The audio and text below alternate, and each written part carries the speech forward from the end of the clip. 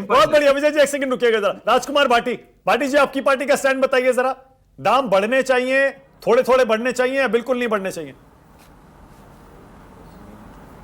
देखिए, भारत का आम आदमी बहुत पीड़ित है, दुखी है, बढ़ती महंगाई से, बेरोजगारी से बहुत दुखी है। उसे और ज़्यादा दुखी ना किया जाए, जितना हो सके।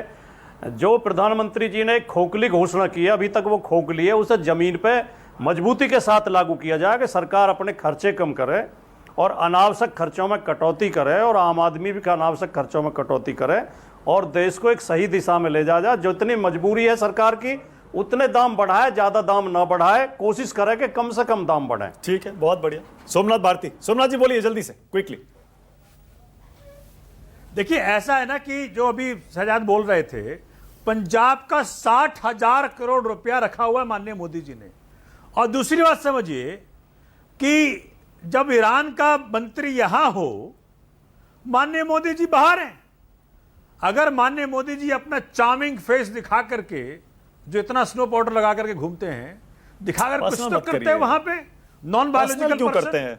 कुछ चार्म करके दिखाते, स्ट्रेट ऑफ हॉर्मुज खुल जाता। अरे भाई, जब देश मुसीबत में हो, आम आदमी मुसीबत में हो, घर का चूल्हा नहीं जल रहा हो, तो देश का मुखिया बाहर है। शहजाद पूनावाला, ये क्या हो रहा है? शहजाद बोलिए।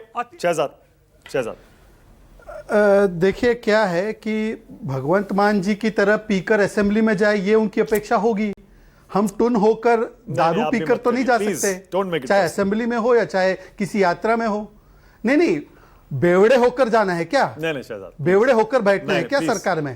प्लीज। नहीं, अगर मैं सिर्फ फैक्ट पे बोल रहा हूं, पर मेरे दोनों जो विरोधी है वो केवल व्यक्तिगत टिप्पणी करने पर आमादा है। तो अगर व्यक्तिगत टिप्पणी करोगे तो मैं भी एक का दो से ही जवाब दूंगा।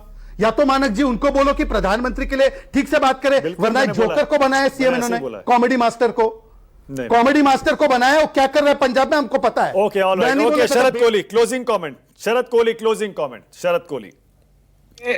मुझे लगता है जो विजय जी ने बात कही, अर्थशास्त्र के सिद्धांत के हिसाब से बिल्कुल सही बात कही है कि कहीं ना कहीं से आपको कटिंग कॉर्नर जिसको अंग्रेजी में कहते हैं वो करनी पड़ेगी। परंतु अभी ना कोई जन औषधि बंद होने जा रहा है, ना गरीब कल्याण योजना बंद होने जा रही है, ना मुद्रा योजना बंद होने जा रही है, ना उज्ज्वला योजना बंद होने जा रही है।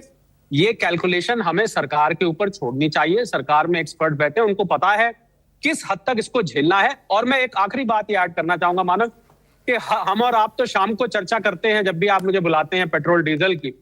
वहां पर पेट्रोलियम मिनिस्ट्री में, मिनिस्ट्री ऑफ फाइनेंस और ओएमसीज में हर घंटे इसकी चर्चा हो रही है। हर घंटे ऐसे नजर रखी हुई है जैसे कि आप अपने चश्मे में से बाहर देखते हैं, एक सेकंड खाली नहीं होता है, क्योंकि ये सिचुएशन बहुत इवॉल्विंग है। हो सकता है कल को और भड़क जाए, हो सकता है डोनाल्ड ट्रंप के साथ तो सुबह कुछ, दोपहर को कुछ, शाम को कुछ, आप कुछ भी प्रेडिक्ट नहीं कर सकते।